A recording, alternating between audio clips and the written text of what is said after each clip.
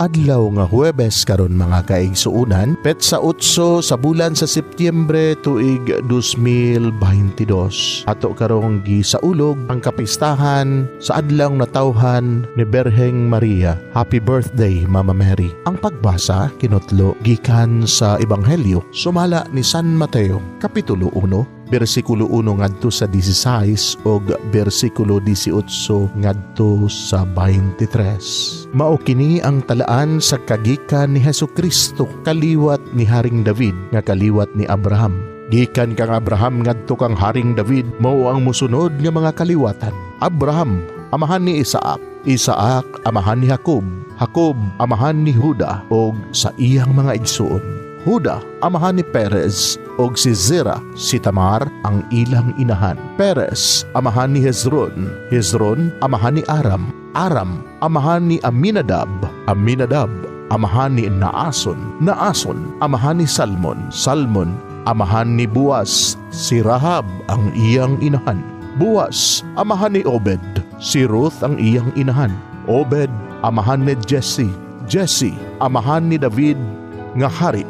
Gikan kang Haring David ngadto sa panahon sa pagkabihag sa mga Israelita ngadto sa Babylonia. Mao ang musunod. Hari David amahan ni Solomon, ang iyang inahan asawa kanhi ni Urias. Solomon amahan ni Rehoboam, Rehoboam amahan ni Abias, Abias amahan ni Asa, Asa amahan ni Josaphat, Josaphat amahan ni Joram, Joram amahan ni Ozias, Ozias amahan ni Jotam, Jotam amahan ni Ahaz, Ahaz amahan ni Ezekias, Ezekias amahan ni Manases, Manases amahan ni Amon, Amon amahan ni Josias, Josias amahan ni Joaquin og sa iyang mga igsuon. Gikan sa pagkabihag sa mga Israelita ngadto sa Babylonia, angtod nga natawo ang Mesiyas, mao ang musunod.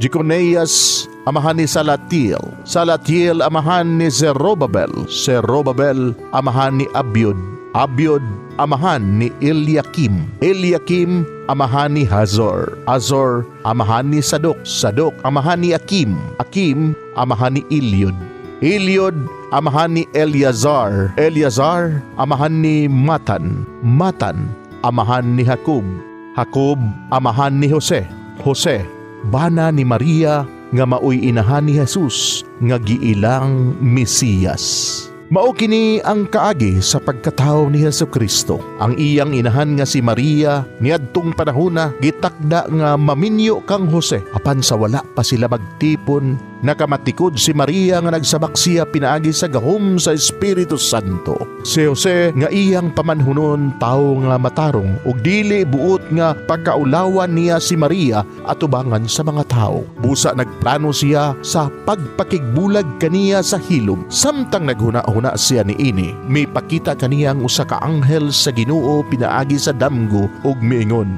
Jose, kaliwat ni David, ayaw kahadlok sa pagpangasawa kang Maria, kay siya nagsabak pinaagi sa gahom sa Espiritu Santo. Manganak siyag batang lalaki, og nganlan siyag Jesus, kay luwason niya ang iyang katawhan gikan sa ilang kasalanan.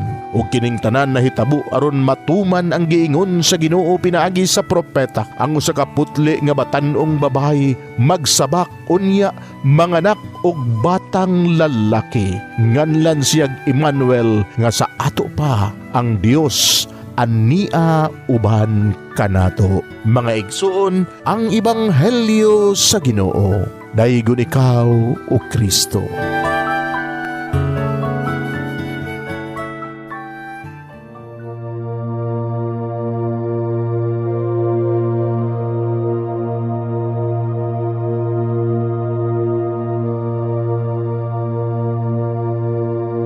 Pagampo sa dili pa magsugod sa trabaho.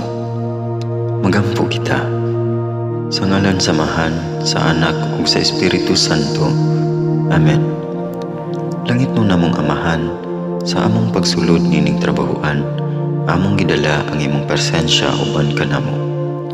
Among gipamulong ang imong kalinaw, imong grasya, imong kaluoy, ug ang imong perpektong hanay sa among mga trabaho.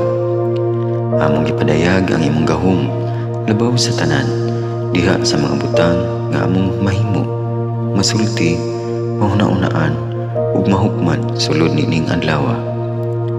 Ginoo, nagapasalamat kami sa gasa sa kinabuhi, niining bagong adlaw, niining kahigayunan nga kami nakasulod sa trabaho ug mamahimong parte niining nga grupo. Salamat sa mga gasa nga imong gitugyan kanamo. Hamong gamiton kini diha sa pagimaya kanimo. Hatagi kami sa kusog ug kadasig sa pagbuhat sa among mga trabaho. Panalangini ang among mga proyekto, mga ideya ug kusog, aron sa ingon bisan sa pinakagamay namong mga kalampusan, magahatag kini sa imong himaya. Ubani kami, Ginoo, sa among pagtrabaho nining adlaw. Puna kini nga lugar sa inspirasyon ug kusog. Tabangi kami nga magtrabaho isip usa ka grupo nga mapakita sa usag-usa ang kamaayo. Himuha kami nga maayo nga makabot namo ang mga butang nga kinahanglan namong buhaton. Himuha kini nga lugar nga puno sa kalipay ug panaghigalaay, ug kamugaway ug kalinaw ang mapatigbabaw niining dapita. Ginoo, kung kami anaa sa kalibog, giyahi kami. Kung kami muwadaan sa kadasig ug paglaom, dasiga kami. Himua nga ang trabaho nga among gihimo ug ang paagi sa among paghimo niini makahatag unta kini ug hugot nga pagtuo, kalipay ug pahiyom sa tanan nga among mahimamat karong adlaw. Panalangini ang among mga pamilya, among Pinoy-anan, among nasod. Himua nga magmatidud-anon kami sa pagtagad ug pag-amuma sa kalikupan ug sa tanang may kinabuhi, diha sa pagbuhat kanamo sa pagkabuot sa imong pangandoy alang sa hustisya ug kagawasan. O Ginoo, sa among pagbiya nining lugara, tagay kami sa imong panalangin ug kaluoy sa among pagbiyahe. Panalangini ang among mga pamilya ug Pinoy-anan nga anaon ta sa maayong kahimtang sama sa among pagbiya kanila. Ginoo, salamat sa tanang butang nga imong nabuhat, sa tanang butang nga imong gibuhat, ug sa tanang butang nga imong buhaton pa. Sa ngalan ni Jesus, among giampo diha sa tumang pagigugma ug pagpasalamat.